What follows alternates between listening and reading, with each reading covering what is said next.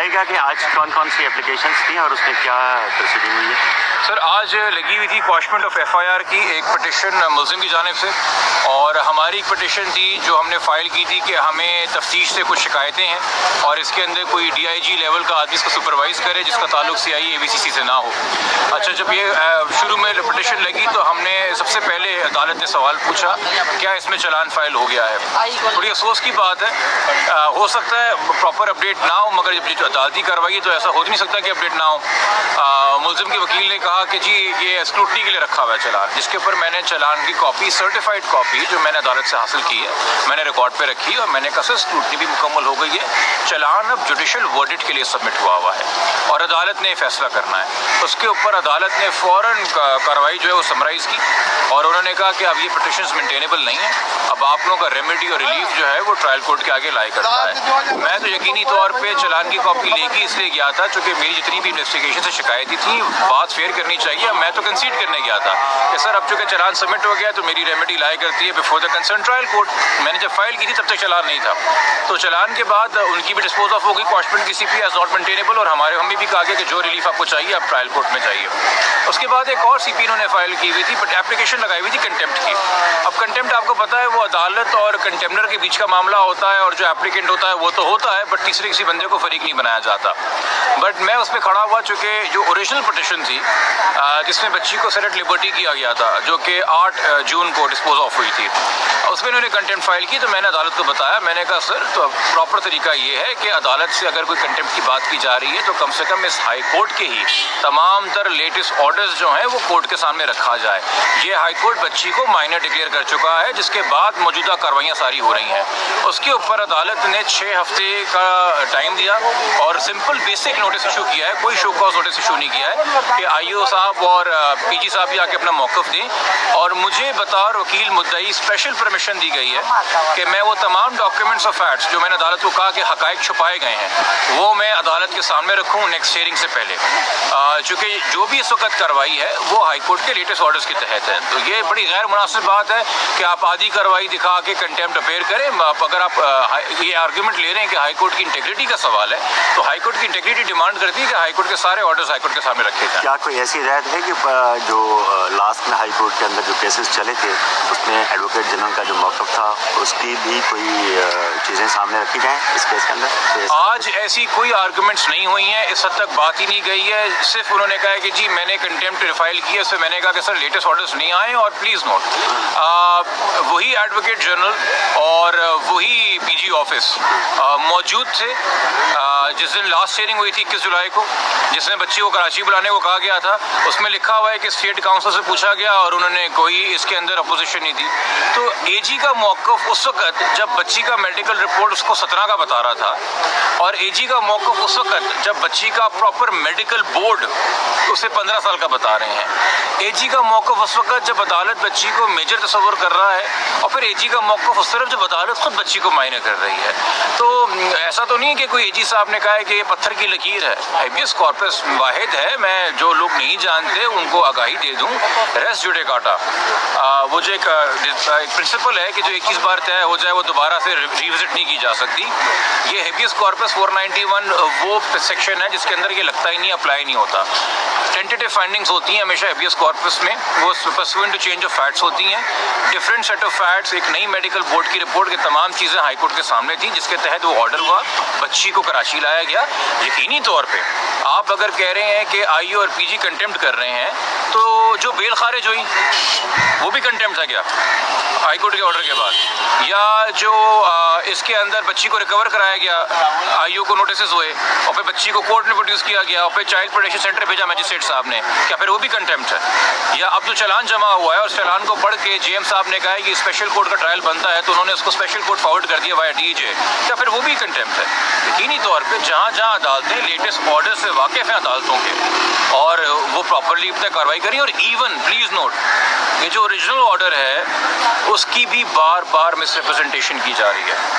اس کی بار بار مس ریپرزنٹیشن یوں کی جا رہی ہے کہ جو آنریبل جسٹس جنید غفار صاحب کا اور آنریبل جسٹس امجد علی سعیدوں کا آرڈر تھا وہ بہت واضح تھا. انہوں نے اس وقت ایج کی بنیاد پہ بچی کو سیٹلڈ لیبرٹی ضرور کیا تھا, جو پھر بعد میں ایج کا چینج رہی, بٹ انہوں نے واضح کیا تھا کہ ہم ویلیڈیٹی آف میرج میں تبصرہ نہیں کر رہے, اور ہم یہ جو question of fact of dispute ہے ایج پہ, اس پہ تبصرہ نہیں کر رہے.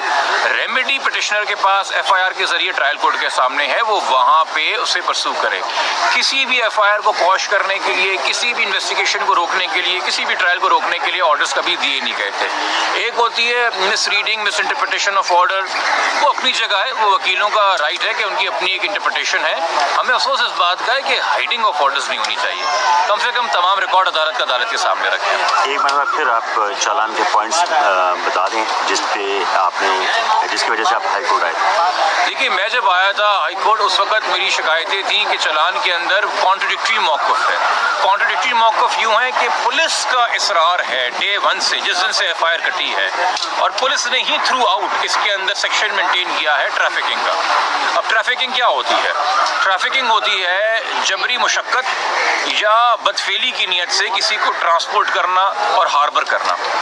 تو پھر آپ یہ کیسے کہہ سکتے ہیں کہ کڈنیپنگ بے مقصد تھی؟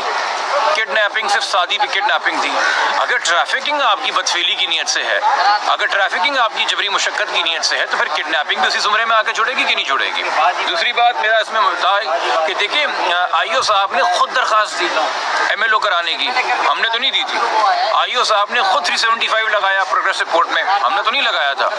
آئی او صاحب نے پھر یہ انٹرپریٹیشن کی کہ چونکہ مجھے ایم ایل او کرانے کی اجازت نہیں ملی تو میں 375 نکال دوں, جبکہ دونوں آرڈر, وہ جی ایم صاحب کا ہو یا وہ سیشنز کا ہو, اس میں لکھا ہوا ہے کہ ہم 375 کے میرٹ کو ڈسکس نہیں کر رہے. یہ 375 لگنا یا نہ لگنا, اور اس کے بعد بھی عدالت کہتی رہی اب جان بوجھ کے آپ ایک جج صاحب کے کندھے پہ بوجھ ڈالیں, ٹرائل کورٹ کے کندھے پہ بوجھ ڈالیں کہ جی ان کی وجہ سے 375 نکلا ہے, جبکہ وہ کورٹ خود کہہ رہا ہے کہ ہم 375 کے میرٹ سے بات نہیں کر رہے, ہم صرف ایم ایل او کرانے میں تبصرہ کر رہے ہیں. تو یہ سیلف کانٹرڈکشنز ہیں. یہ کانٹرڈکشنز جب ہوتی ہے نا, دیکھیں, ایک تو ہے کہ کوئی چیز ریکارڈ پہ لائی نہیں گئی, یا ایک چیز کے جو فیکٹس ہیں اس حوالے سے آپ نے پراپر اوپینین فارم کیا. جب آپ فیکٹ سامنے رکھنے کے باوجود غلط اوپینین فارم کرتے ہیں تو میلافائڈے ہوتا ہے. ہاؤ ایور, جو چلان پوسٹ اسکروٹنی حتمی شکل میں سامنے آیا ہے, اس میں وہ ڈیفیکٹس کیور کیے گئے ہیں. آپ کا جو سندھ کا کرمنل پروسیکیوشن سروس ایکٹ 2009 ہے, اس کا سیکشن 9 امپاور کرتا ہے پروسیکیوشن ڈپارٹمنٹ کو کہ جب چلان آپ کے سامنے آئے اس کو اسٹڈی کریں, اس کو اسکروٹنائز کریں, اور جو ڈیفیکٹس ہیں وہ ہائی لائٹ کریں. اور سیکشن 10 پابند کرتا ہے پولیس کو کہ جو ڈیفیکٹس پروسیکیوشن ہائی لائٹ کرے گی, ان ڈیفیکٹس کے تحت وہ ڈیفیکٹس دور کیے جائیں, ورنہ وہ ڈسپلنری پروسیڈنگز فیس کر سکتے ہیں. اچھا, یہ ایکٹ 2009 پہ آنے سے پہلے یہی ایکٹ کی پروویژنز ایک آرڈیننس کی فارم میں ایگزسٹ کرتی تھی سندھ میں. پہلے 2006 کا سندھ ہائی کورٹ کا آرڈر ہے کہ پروسیکیوشن کو جو رائٹس دیے گئے ہیں اور پروسیکیوشن جو ڈیفیکٹس نکالتا ہے اور اس کے ساتھ جو کمپلائنس ہوتی ہے وہ بالکل پراپر ہے, because prosecution department is the expert department, اور یہ ریاست بنام ملزم ہے. کیس پروسیکیوشن نے چلانا ہے, آئی او نے نہیں چلانا. آئی او کا کام ختم ہو جاتا ہے جس نے اسے چلان جا کے پروسیکیوشن کو دے دیا. باقی تو ٹرائل کی پوری ذمہ داری پروسیکیوشن کی ہے, انہوں نے اپنی ذمہ داری پوری کرنی ہے, اسکروٹنی انہوں نے کرنی, ورنہ ان سے بھی سوال ہو سکتا ہے کہ چلیں پروسیکیوشن آئی او کی تو میلافائڈے تھی, آپ نے اپنے اینڈ پہ کیا کیا. تو دونوں ڈپارٹمنٹس کی اپنی انڈیپینڈنٹ ذمہ داری ہے, انہوں نے اپنی اپنی ذمہ داریاں انڈیپینڈنٹلی پوری کی ہیں. اچھا, دوسری بات, ابھی بھی ہمارے بہت سے خدشات اور کچھ سیکشنز کے حوالے سے کہ یہ نکاح فورجڈ ہے, اس میں فورجری اور فراڈ اور چیٹنگ کی دفعات ہونے چاہیے, وہ تمام چیزیں آئیں گی. بٹ جب میں نے چلان پیش کیا عدالت میں, میں نے خود کنسیڈ کیا, میں نے کہا سر اب یہ ٹرائل کورٹ کا معاملہ ہے, وہاں ہماری ریمیڈی لائی کرتی ہے. ایون ٹو دا ایکسٹینٹ کہ میں نے کہا کہ سر میری ایک پریئر ہے کہ دوران انویسٹیگیشن ٹرائل جو ہے وہ ملزم کو نہ ملنے دیا جائے وکٹم سے. اس میں بھی جج صاحب نے کہا کہ آپ ٹرائل کورٹ کے سامنے ریمیڈی اویل کریں. میں نے کہا sir I am guided by your wisdom, بالکل صحیح بات ہے. تو یہ ہے کہ وہ دو پٹیشنز کوشمنٹ کی خارج ہو گئی ہیں. ہم نے تو خود چلان پیش کر کے کنسیڈ کیا کہ سر ہماری ریمیڈی بھی, چونکہ ہمیں انفیئر گراؤنڈس کے اوپر نہیں ریزسٹ کرنا چاہیے. آپ کو پتہ ہے کہ جب یہ آنریبل جسٹس اقبال کروڑا صاحب کے سامنے سیکنڈ سی پی گئی تھی جس میں بچی کو کراچی لانے کے آرڈر کیے تھے, میں نے کنسیڈ کیا تھا, میں نے کہا سر بچی اس وقت دارالامان میں as per orders of the Lahore magistrate, تو میں اس کو لیگل کنفائنمنٹ نہیں کہوں گا. ہمیں فیئر باتیں کرنی چاہیے, ہم آفیسرز آف دا کورٹ ہیں, ججز ڈیفینیٹلی سارے حقائق کی روشنی میں فیصلہ کریں گے, اور کنٹمپٹ کی حد تک جو ہے وہ کو 6 ہفتے میں سمپل نوٹس ان کو کیا گیا ہے، اور یہ کورٹ نے ریلائز کرتے ہوئے کہ there are certain orders, there are certain facts جو اس کنٹمپٹ پٹیشن کے ساتھ نہیں لگائے گئے، کورٹ نے ہمیں الاؤ کیا، جس پہ اکیوز نے بولا کہ سر ہم نے تو ان کو پارٹی نہیں بنایا ہے، جس پہ جج نے بولا کہ مجھے پتا آپ نے پارٹی نہیں بنایا بٹ وی وانٹ ہم ٹو اسسٹ اس، کہ وہ آگے اپنی اسسٹنس دیں، وہ دینا چاہ رہے ہیں ان کو دینے دیجیے. تو یہ آج کی کارروائی ہے. اب اس میں ریمانڈ جو ہے اگلا جو دوبارہ کسٹڈی ریمانڈ کی میرے خیال میں 20 تاریخ کو آئے گی جی ایم صاحب کے پاس، اور بیل کی جو ہیئرنگ ہے وہ اب منڈے کو ہے 22 تاریخ کو، میرے خیال میں 11 ساڑھے 11 بجے وہ ٹائم فکس ہے میٹر. فی الحال اس میں یہ اپڈیٹ ہے.